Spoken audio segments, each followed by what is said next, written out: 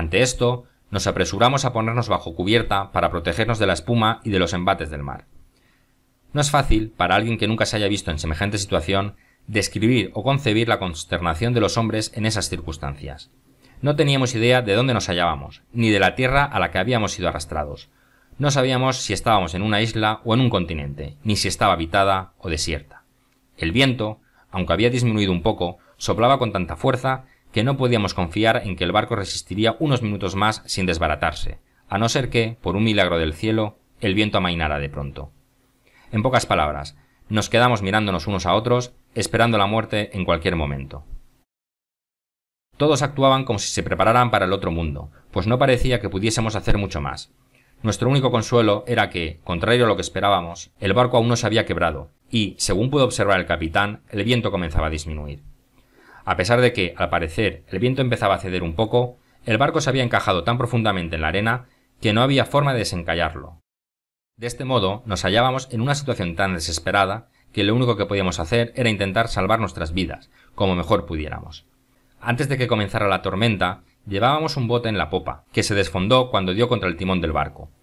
Poco después se soltó y se hundió, o fue arrastrado por el mar, de modo que no podíamos contar con él. Llevábamos otro bote a bordo, pero no nos sentíamos capaces de ponerlo en el agua.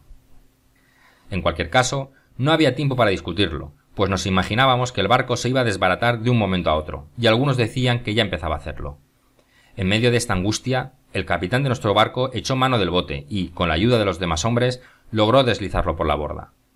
Cuando los 11 que íbamos nos hubimos metido todos dentro, lo soltó y nos encomendó a la misericordia de Dios y de aquel tempestuoso mar. Pese a que la tormenta había disminuido considerablemente, las gigantescas olas rompían tan descomunalmente en la orilla que bien se podía decir que se trataba de Den Wild Sea, que en holandés significa tormenta en el mar. Nuestra situación se había vuelto desesperada y todos nos dábamos cuenta de que el mar estaba tan crecido que el bote no podría soportarlo e, inevitablemente, nos ahogaríamos. No teníamos con qué hacer una vela y, aunque lo hubiésemos tenido, no habríamos podido hacer nada con ella. Ante esto, comenzamos a remar hacia tierra, con el pesar que llevan los hombres que van hacia el cadalso, pues sabíamos que, cuando el bote llegara a la orilla, se haría 1000 pedazos con el oleaje.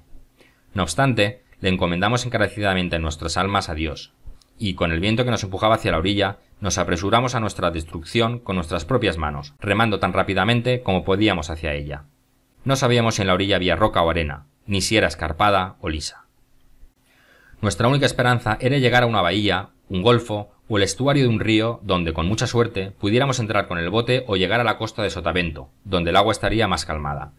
Pero no parecía que tendríamos esa suerte, pues, a medida que nos acercábamos a la orilla, la tierra nos parecía más aterradora aún que el mar.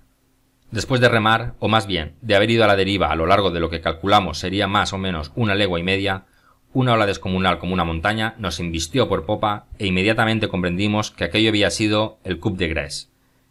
En pocas palabras, nos acometió con tanta furia que volcó el bote de una vez, dejándonos a todos desperdigados por el agua y nos tragó, antes de que pudiésemos decir «Dios mío».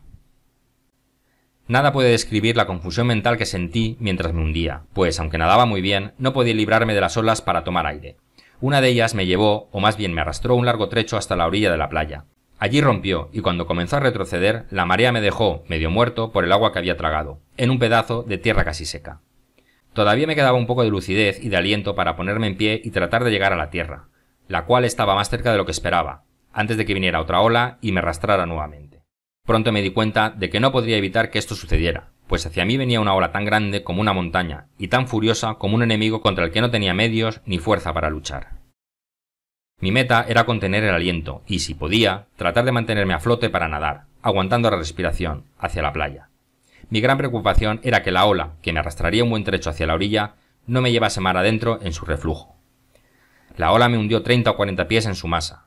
Sentía cómo me arrastraba con gran fuerza y velocidad hacia la orilla, pero aguanté el aliento y traté de nadar hacia adelante con todas mis fuerzas. Estaba a punto de reventar por falta de aire cuando sentí que me elevaba, y con mucho alivio comprobé que tenía los brazos y la cabeza en la superficie del agua. Aunque solo pude mantenerme así unos 2 segundos, pude reponerme un poco y recobrar el aliento y el valor. Nuevamente me cubrió el agua, esta vez por menos tiempo, así que pude aguantar hasta que la ola rompió en la orilla y comenzó a retroceder.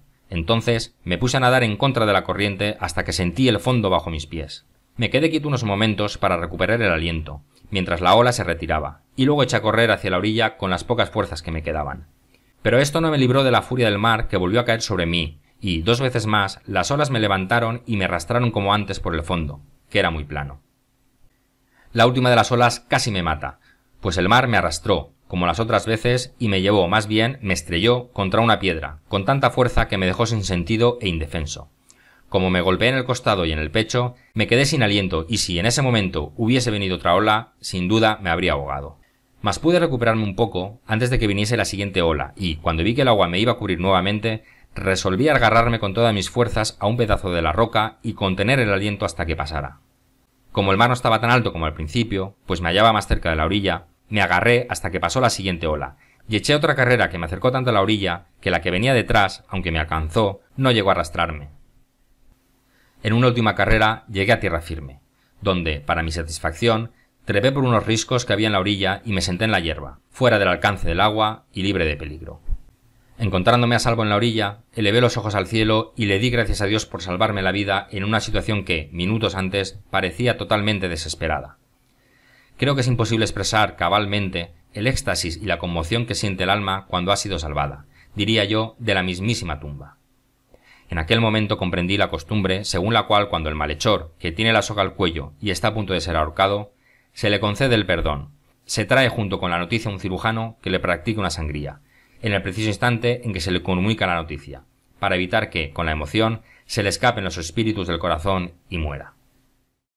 Pues las alegrías súbitas, como las penas, al principio desconciertan. Caminé por la playa con las manos en alto y totalmente absorto en la contemplación de mi salvación, haciendo gestos y movimientos que no puedo describir, pensando en mis compañeros que se habían ahogado. No se salvó ni un alma, salvo yo, pues nunca más volví a verlos, ni hallé rastros de ellos, a excepción de 3 de sus sombreros, una gorra y 2 zapatos de distinto par.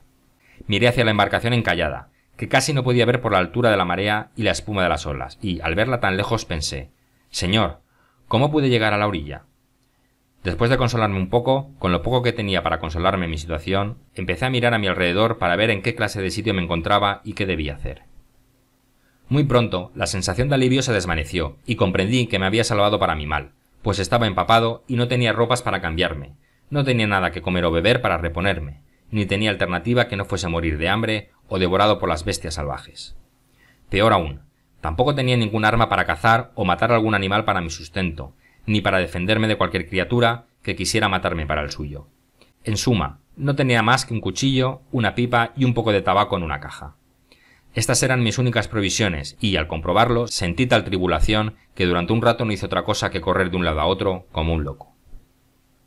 Al acercarse la noche, empecé a angustiarme por lo que sería de mí si en esa tierra había bestias hambrientas, sabiendo que durante la noche suelen salir en busca de presas.